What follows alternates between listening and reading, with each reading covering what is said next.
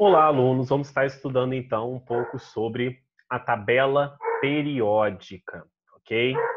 Tema bem importante. Como é que é a estrutura da tabela periódica, então? A estrutura da tabela periódica, tá? Os elementos estão organizados em ordem crescente de número atômico.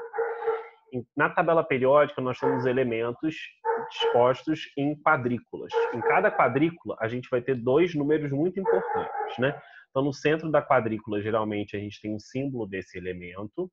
Acima, nós temos a média ponderada das massas dos isótopos daquele elemento. Então, o alumínio tem dois isótopos, o de massa 27 e o de massa 26.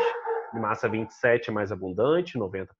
O de massa 26 é menos abundante, 10%. Daí, a massa do alumínio ser 26,9. E eu tenho também o número atômico, que nós sabemos que é o número de prótons, tá bom? Que também vai ser igual ao número de elétrons se eu tiver esse átomo neutro. Então, acima, eu tenho essa média ponderada das massas atômicas dos isótopos. Bom, aqui nós temos o esboço de uma tabela periódica, certo? Percebam que os elementos estão organizados em ordem crescente de número atômico, 1. Aqui eu tenho o 2, que é o hélio, depois o lítio 3, berílio 4, bório 5, carbono 6, oxigênio 7, nitrogênio 7, oxigênio 8 e assim por diante. Sempre em ordem crescente de número atômico, da esquerda para a direita, tá bom? Bom, na tabela periódica nós temos aí linhas e colunas. As linhas vão ser chamadas de períodos e as colunas vão ser chamadas de grupos. Então, nós temos 18 grupos aí que vão do 1 até o 18. Grupos, certo? Na vertical. E as linhas vão ser os períodos também, só que agora na horizontal, ok? Bom, existe uma relação entre o período e a camada eletrônica do elemento. Então, vocês percebam aí comigo. Se eu tenho elementos que estão no primeiro período, quer dizer que eles só possuem uma camada eletrônica, camada K. Segundo período, camada L. Terceiro, camada M. Quarto, M. Quinto, O. Sexto, P. E sétimo, Q. Então, os elementos têm uma relação direta entre o período que eles ocupam e a quantidade de camadas eletrônicas, tá? No sexto e no sétimo período, eu tenho um conjunto de elementos que estão aglomerados numa mesma quadrícula, tá? Então, ó, no grupo 3 e no período 7, eu tenho todos os elementos de número atômico de 57 até 71. Esses elementos são chamados de lantanídeos, porque o primeiro elemento é o lantânio. Então, série dos lantanídeos.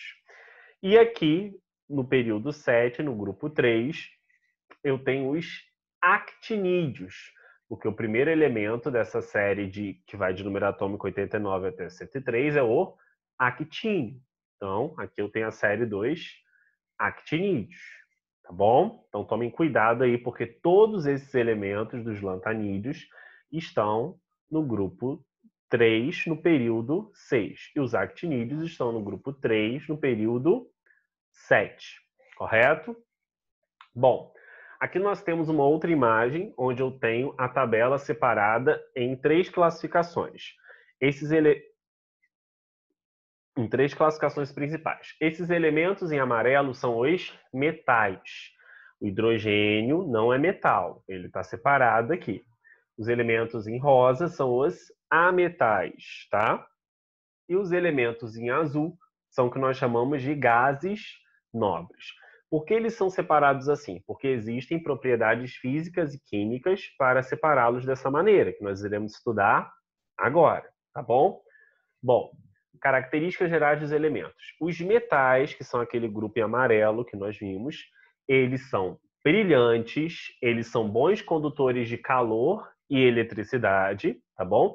Então, por isso que as panelas de aço, elas cozinham o alimento mais rápido do que as panelas de barro, porque as panelas de aço contêm o metal ferro, e esse metal ferro, ele conduz muito bem o calor da chama para o alimento, cozinhando mais rápido. Ao passo que o de barro é formada por ametais, principalmente dióxido de silício. Silício e oxigênio são ametais, né? E por conta disso, eu vou ter menor condução de calor, tá bom? São bons condutores de eletricidade também os metais, tanto que as instalações elétricas são feitas de fios de cobre. São maleáveis e dúcteis. Maleável é que pode adquirir várias formas. E dúctil é aquilo que pode ser transformado em fios, tá? São sólidos à temperatura ambiente, porque possuem elevados pontos de fusão e ebulição, exceto o mercúrio, que é o único metal que se encontra no estado líquido. Então, o símbolo do mercúrio é o Hg, se preocupem com isso, é muito importante. É uma boa exceção à regra e ela geralmente cai. Os ametais vão possuir propriedades opostas aos metais.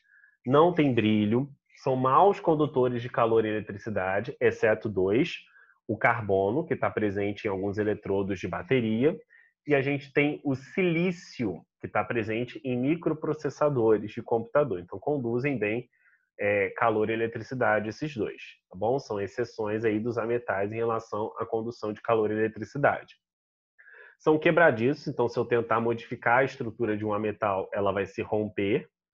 E geralmente os ametais podem ser sólidos e gasosos, exceto o bromo, que é o único ametal que se encontra no estado líquido. Exemplos de ametais sólidos poderia ser o carbono na forma de carvão, e gasosos poderia ser o oxigênio, na forma de gás oxigênio. Por último, nós temos os gases nobres, são monoatômicos, não se ligam espontaneamente a outros átomos, porque já possuem estabilidade eletrônica, e são pouco reativos, justamente por essa estabilidade eletrônica deles. Não possuem uma coloração, são invisíveis. Possuem baixos pontos de fusão e de ebulição. Ok? Então, por isso que existe essa classificação da tabela periódica nesses três grandes grupos. Bom, aqui nós temos um pouco sobre a existência dos elementos. Os elementos naturais são aqueles que possuem número atômico menor ou igual a 92, tá? O urânio é o elemento de número atômico 92. Então, o urânio e antes do urânio são elementos naturais, encontrados na natureza. Os elementos artificiais produzidos em laboratório são aqueles que possuem número atômico maior que 92. Então, eu tenho aí essa classificação de cisurânicos antes do urânio, transurânicos após o urânio. Então, os elementos cisurânicos, que estão entre 1 e 92, são os elementos naturais. Aí eu conto o urânio também. Os transurânicos são os elementos artificiais, tá bom? Aqui tem número atômico 118 já possui 118, só que esse slide aí eu vou ter que dar uma atualizadinha. Então, depois de 109 até o 118 seriam artificiais, tá bom? Existem duas exceções de elementos cisurânicos que são classificados como naturais, tá? Que são o tecnécio e o promécio. Esses dois elementos cisurânicos, eles são, na verdade, classificados, desculpem, como artificiais. São exceções aos elementos naturais. Então, todos de número atômico menor e igual a 92 seriam naturais. Exceto esses dois cisurânicos, que são o tecnécio e o promécio, são artificiais. Esses elementos da família A, como vocês estão percebendo na tabela, são chamados de elementos representativos. Os elementos da família B já são chamados de elementos de transição. Se estiver fora da série dos lantanídeos e actinídeos, transição externa. Se estiver dentro da série dos lantanídeos e actinídeos, aí já são elementos de transição interna, tá bom? Representativos família A, transição externa família B, fora da série dos lantanídeos e actinídeos, transição interna família B, dentro da série dos lantanídeos e actinídeos. Bom, nós temos também blocos de final de distribuição eletrônica em relação aí à tabela. Os elementos do grupo 1 e 2 são correspondentes ao bloco S, quer dizer que todos esses elementos vão ter final de distribuição eletrônica terminada em S1, se for do grupo 1, ou S2, se for do grupo 2. Aqui, do grupo 13 ao grupo 18, seria o bloco P, que vai de P1 até P6, correto? Então, o grupo 13 seria o P1, o grupo 18 seria o P6. Esses aqui da família B, que são dos grupos 3 ao grupo 12 seriam os elementos que compõem o bloco D, que vai de D1 até D10, tá bom? Como a gente está vendo aí. E os elementos que pertencem à série dos lantanídeos e actinídeos seriam o bloco F, que vai de F1 até F14. Então, só de ter a posição dos elementos distribuídos aí nos grupos, eu consigo identificar qual é o subnível mais energético, como a gente está vendo aí. O último subnível aqui dos lantanídeos vai ser o D1, que eu tenho que ter um D1 aqui nos lantanídeos, correto? Então, o primeiro, que é o lantânio, é F1, o IB seria o F14 e o lutécio já seria o meu D1 aqui, tá bom? Correto? Bom, os elementos da família OA são chamados de metais alcalinos. Todos eles vão possuir um elétron na sua camada de valência. É a camada mais distante, mais externa do átomo. E os elementos pertencentes a uma mesma família ou grupo apresentam propriedades semelhantes. Os elementos da família 2A são chamados de metais alcalino-terrosos. Vão ter 2 elétrons na última camada eletrônica, correto? E aí, também vão ter propriedades químicas semelhantes. Os elementos da família 3A vão ser o grupo do boro, a família do boro. E aí vão ter 3 elétrons na camada de valência. Os elementos da família 4A vão ser a família do carbono. E aí vão ter 4 elétrons na camada de valência. Os elementos da família 5A vão ser a família do nitrogênio. E aí vão ter 5 elétrons na camada de valência, como a gente está percebendo aí. Os elementos da família 5A possuem 5 elétrons nessa camada de valência. Cuidado! Lembrando que a camada de valência é a camada mais externa. Então, você tem que fazer a distribuição de acordo com o diagrama de Linus-Pauling, identificar os subníveis que apresentam o maior número, para você identificar a camada de valência, tá? Os elementos da família 6A são chamados de calcogênios. Então, tem 6 elétrons na camada de valência, como a gente está percebendo aí na distribuição destacada, tá bom? Os elementos da família 7A já vão ser os halogênios. E aí tem 7 elétrons na camada de valência. Os elementos da família 8A já vão ser chamados de gases nobres. E os gases nobres possuem 8 elétrons na camada de valência, com exceção do hélio, que é o primeiro gás nobre aí que apresenta apenas 2 elétrons, tá? Então toma cuidado que o hélio é a única exceção aí.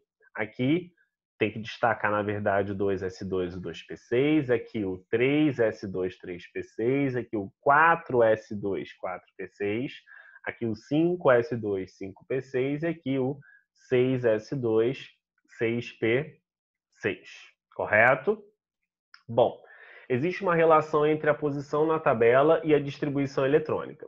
Para os elementos da família A, que são aqueles representativos, sempre vai ter o final de configuração eletrônica terminado em S ou P. Para você achar a família, é só você ver o número de elétrons na última camada. Para você achar o período, é só você ver o número de camadas eletrônicas. Então, se eu tenho a distribuição do oxigênio, aqui nós temos um elemento que tem 2 camadas, K igual a 2, L, que é a segunda camada, 2 com 4, 6.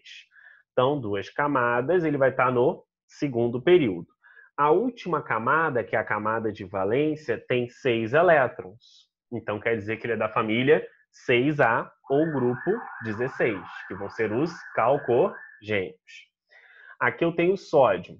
Faça a distribuição eletrônica do sódio. Você vai perceber que ele tem 3 camadas, logo ele vai estar no terceiro período. Na última camada, que é a camada M, ele tem 1 elétron. Então ele vai ser da família 1A, ou grupo 1, família dos metais alcalinos.